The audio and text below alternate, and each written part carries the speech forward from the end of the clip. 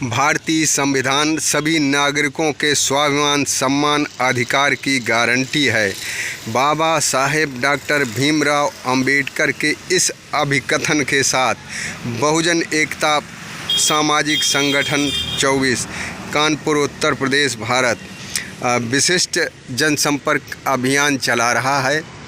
आज इसी अभियान के तहत बहुजन सामाजिक एकता सामाजिक संगठन के पदाधिकारी बेला कस्बे में जनसंपर्क अभियान के तहत पधारे हैं।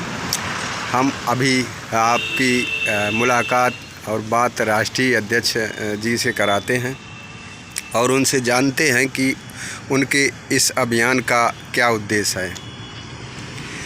आप बहुजन सामाजिक एकता संगठन के राष्ट्रीय अध्यक्ष हैं।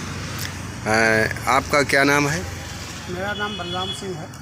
अच्छा, और आप किस अभियान के तहत क्षेत्र भ्रमण पर आए हैं? अभी हम लोगों की एक टीम जो बहुजन एकता सामाजिक संगठन की है, ये आज रसूलाबाद से बेला की तरफ हम लोगों को जागरूक करने के लिए, शिक्षा के लिए जागरूक करने के लिए और शिक्षा के साथ साथ संविधान के अनुच्छेद या जो संविधान के अनुरूप सारी व्यवस्थाएं भारत की, देश की या प्रदेश की या तहसील या ज़िले की जो व्यवस्थाएं चलती हैं उसके प्रति जागरूक करने के लिए विशेषकर से जो युवा वर्ग है, शिक्षित युवा वर्ग है, जैसे फर्स्ट ईयर, इंटर और ग्रेजुएशन के छात्र, उनको हम लोग छोटी सी एक पॉकेट बुक संविधान की संगठन की तरफ से वितरित कर रहे हैं। जो संगठन की तरफ से संविधान की बुक को वितरित करने के लिए हम लोगों ने जो लक्ष्य रखा है संगठन के माध्यम से, लगभग पूरे उत्तर प्रदेश के साथ कुछ अन्य प्रदेशों में भी 1 लाख प्रतियाँ बांटने का,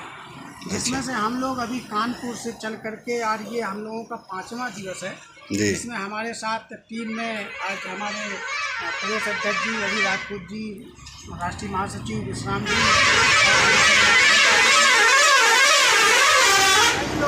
और भी कई जगह संगठन के माध्यम से जा रहे हैं, जिसका मुख्य उद्देश्य यही है कि संविधान के बारे में लोग जानें, पढ़ें, क्योंकि संविधान जब जानेंगे तो जैसा कि आप देख रहे होंगे आज के समय में कि बहुत ऐसी अव्यवस्थाएं हैं।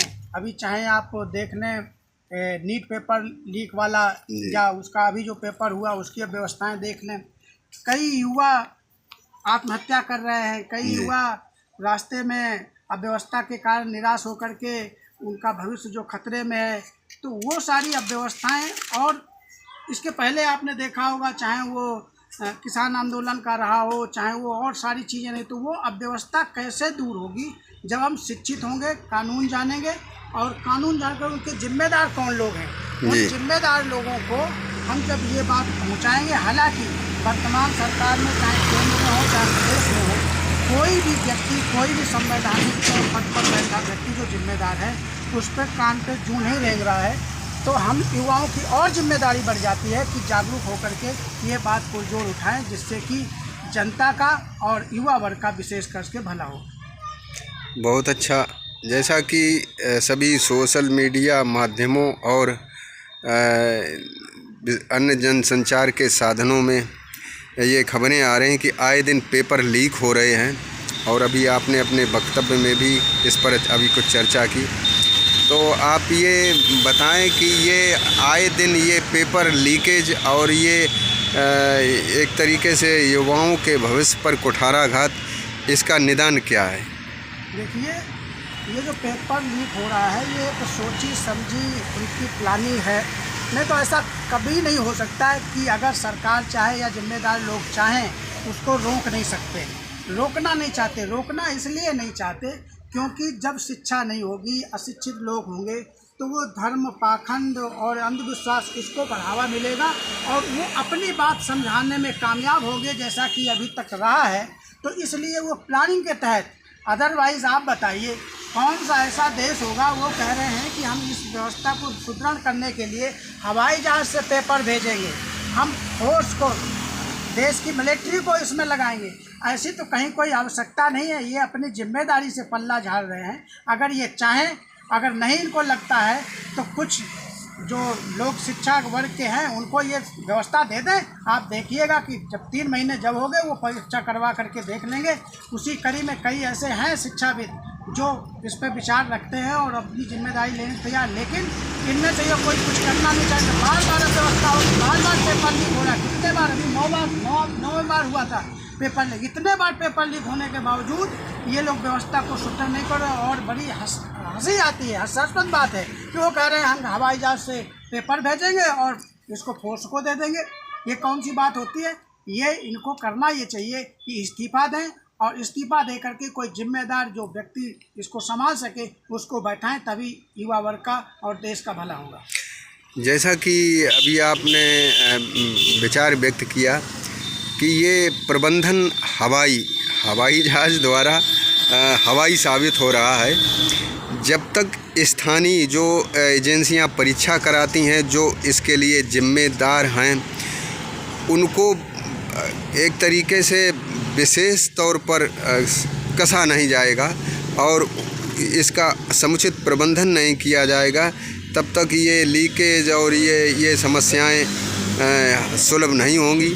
वैसे आपने ये बताया है कि ये हवाई जहाज़ या फोर्स, हम समझते हैं जो इसके लिए अभी विभाग निश्चित हैं, शिक्षा विभाग या शिक्षाविद, अभी तक लगातार परीक्षाएं होती रहीं और इतनी गड़बड़ियां सामने नहीं आईं। तो ये एक प्रमुख समस्या है कि बच्चे मेहनत करते हैं, हमारे आपके बच्चे, हम भी अभिभावक हैं, और बहुत एड़ी चोटी का जोर लगाकर तैयारी करते हैं, आवेदन करते हैं, युवा बेरोजगार होते हैं और जब परीक्षाएं निरस्त होती हैं तो इसका बहुत प्रतिकूल असर पड़ता है। मेरे अनुसार व्यवस्था दुरुस्त होनी चाहिए, परीक्षा समुचित तरीके से कराई जानी चाहिए, निरस्त नहीं होनी चाहिए। और आप कुछ कहना चाहेंगे सरकार या समाज से? कहना यही चाह रहे हैं, इसके पूर्व की भी सरकारें नहीं हैं तो उन सरकारों में ऐसी व्यवस्था तो नहीं थी, इतने पेपर लीक तो नहीं होते थे।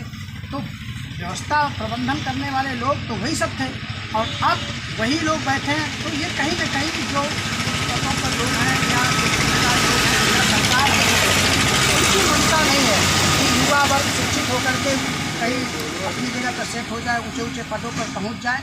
और जिसके लिए ये एक प्लान के तहत मेरी समझ से काम कर रहे हैं। अगर उनका मन होगा, वो जिम्मेदारी लेना चाहेंगे तो वो इस व्यवस्था को सुधार सकते हैं। और मैं तो कह रहा हूँ ना, अगर वो सुधार नहीं सकते हैं तो अपना फेल्योर समझें और इस्तीफा दें। इस्तीफा दे करके जिम्मेदार लोगों को सौंपें, और नहीं सौंप पाते हैं तो प्राइवेट ऐसी एजेंसियाँ हैं, उनको ना समझ आ रहे हो तो जो प्राइवेट एजेंसियाँ हैं, शिक्षाविद हैं, उनसे संपर्क कर लें।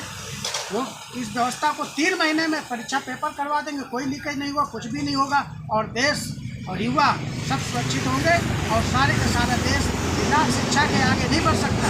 वो शिक्षा बढ़ाना ही नहीं चाह रहे हैं, यही उनका मकसद है और वो अपने मकसद में कहीं न कहीं कामयाब हो रहे हैं। सरकार के पास सुरक्षा व्यवस्था और समुचित प्रबंधन की एजेंसियों की कमी नहीं है।